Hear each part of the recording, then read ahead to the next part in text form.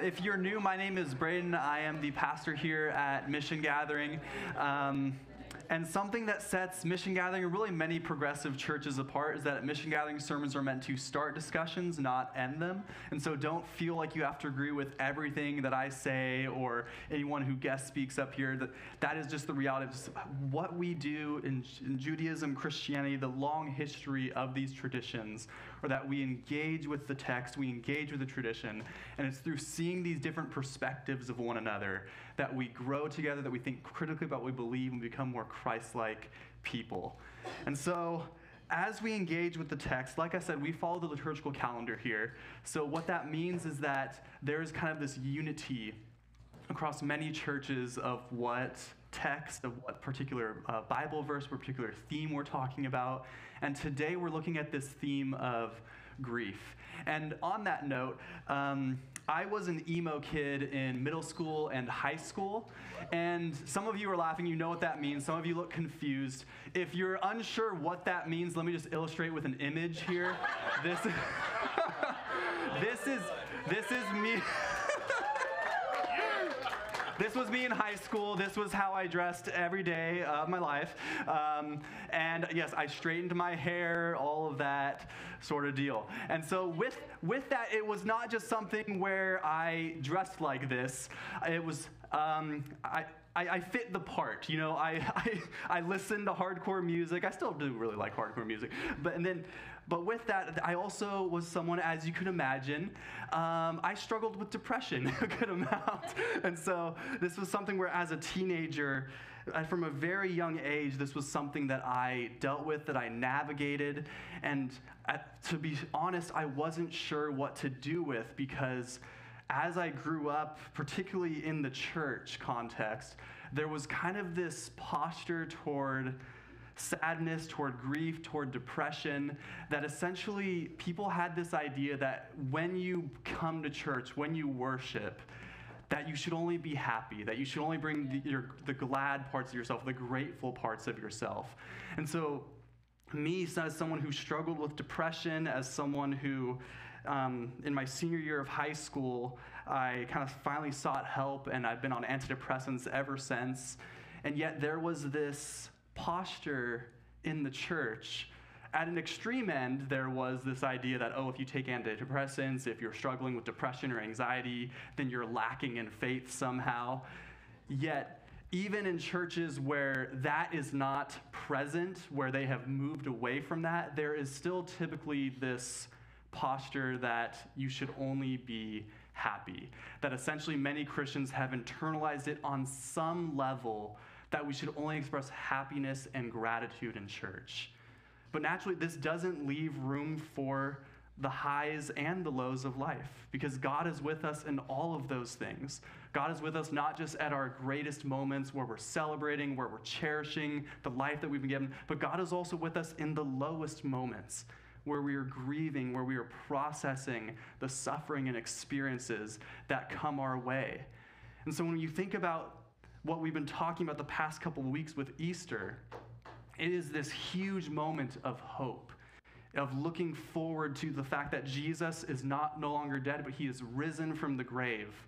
But in the midst of this, there is this grief that is present in the story, because many of the disciples, they didn't think Jesus was going to rise from the dead. They didn't necessarily buy into that narrative when Jesus told them about it. They thought it just sounded very mysterious, very strange to them.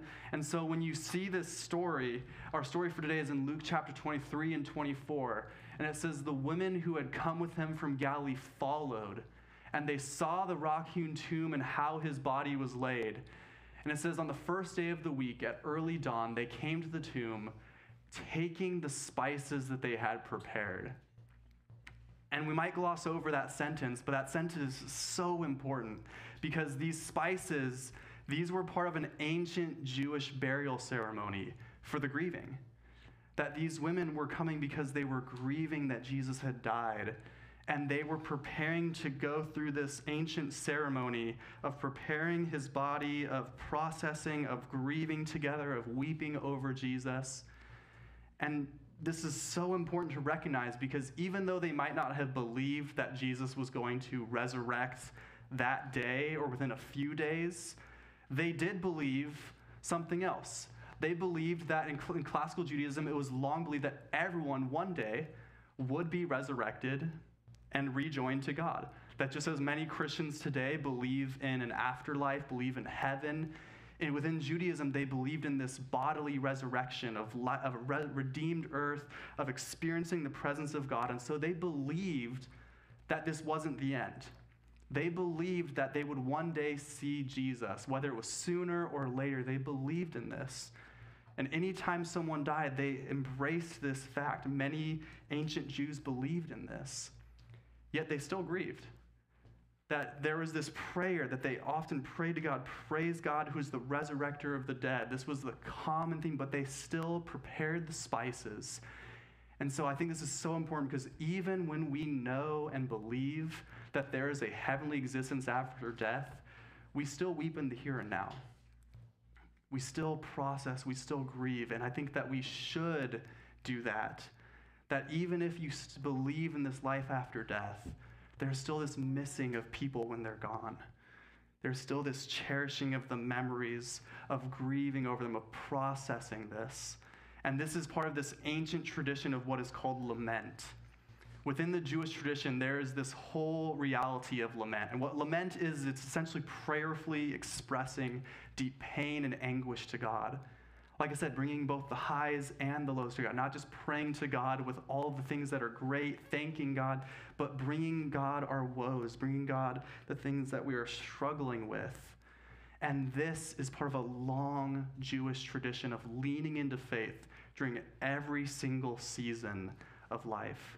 And so if you look at the scriptures, you see this constantly.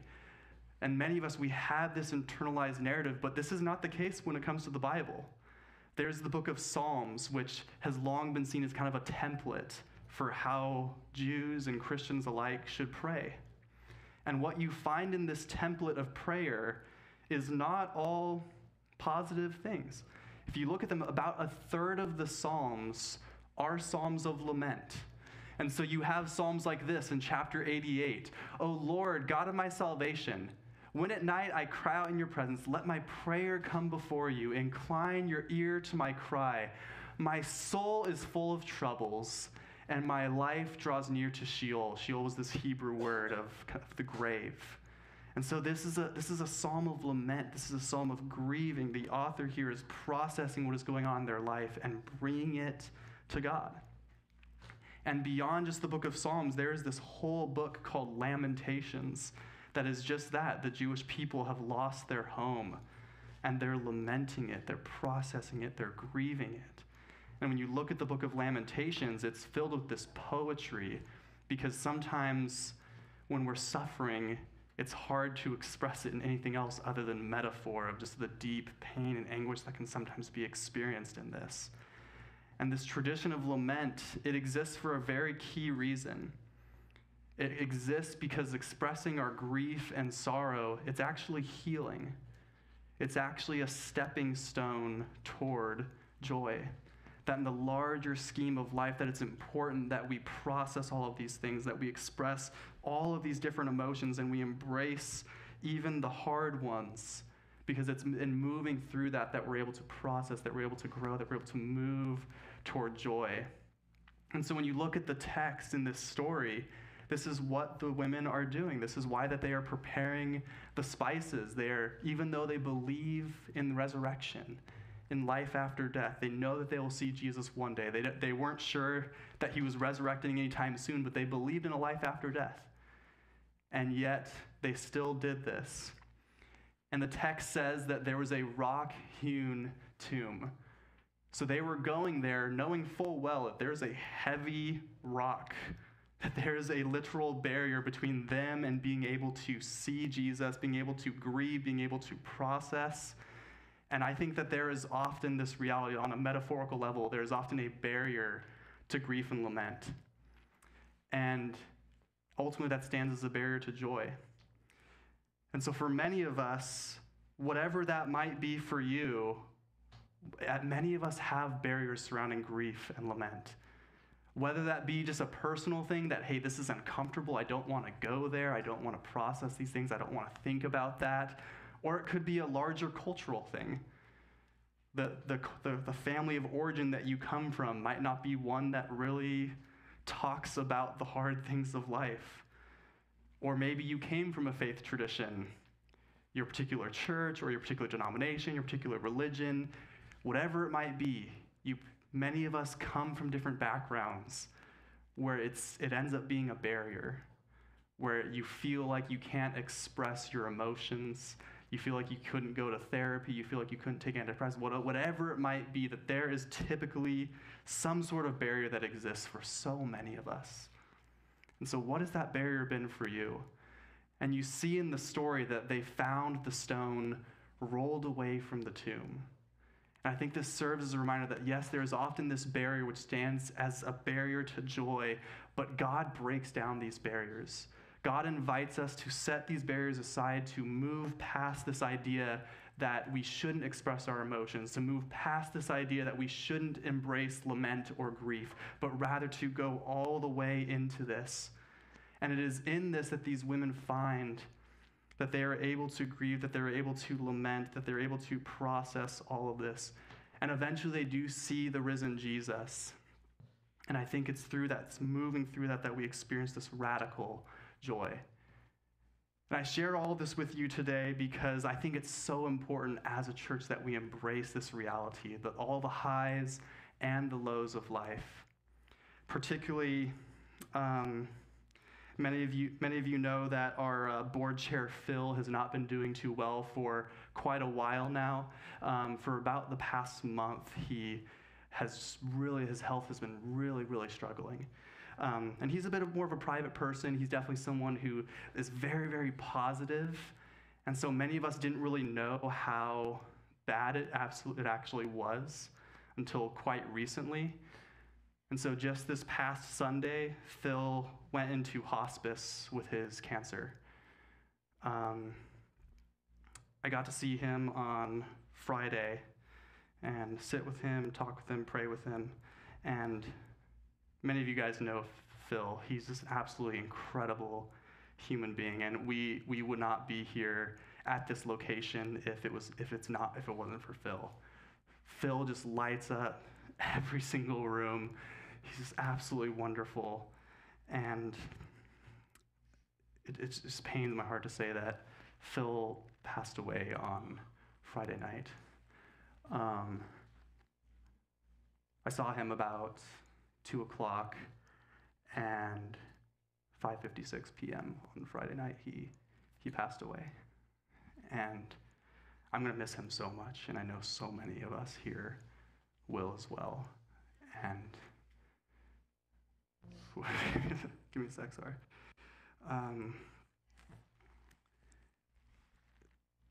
And so I share all this with you about lament because it can be very, very easy to just try to move away from this, to try to ignore this, to just try to focus on the positives. And especially in church contexts, we're very good at trying to make sense of things. And sometimes that can be minimizing and dehumanizing when we try to just explain why this is happening. But rather, I think we should just be here for one another, to lean into one another, to grieve, to talk about Phil's life, about how wonderful he was, because Phil is just an absolutely incredible human being. On Saturday at East Lake Church, he was part of the Chula Vista Police Department for many, many years, was high up in leadership there, touched so many lives, connected the city to San Diego Pride, and just the influence and how many lives he has touched is uncountable. So there's gonna be a lot of people there celebrating Phil's life. And so I share this with all of you. And so today, as we move forward in this service, we're going to sing a song. It's written by Gungor. It's called "Please Be My Strength." And because sometimes there are these realities where when we are struggling, it is difficult to process. And we just need to lean into God, ask God to be our strength in the midst of this. And so we're going to grieve together, we're going to process together. So we're going to do a little bit different. We're going to sing this song together, and then after that, we're going to do communion. And so let me just pray, and then we will enter into this song together and then do communion together as we simply just lean into this. And so if we could, we're just going to take about a minute of just a moment of silence for Phil, and if there's other things that you're lamenting or processing or grieving, then you can process that during this time. And so we're going to take a moment, just a minute, and then I'll close this in prayer, and then we'll move into the song of lament, the song of worship together. And if any of you need prayer or anything like that, myself, Frank will be in the back if you need prayer during this time as well. So just a minute of silence for Phil and all things that we are grieving and lamenting.